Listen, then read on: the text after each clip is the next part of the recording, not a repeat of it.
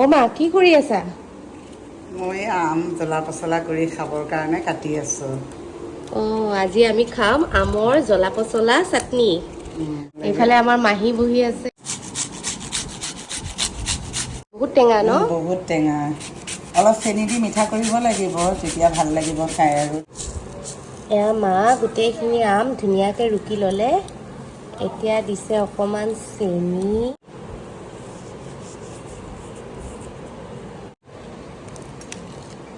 বেছি জ্বলা নিদিবা। নাই দিয়া।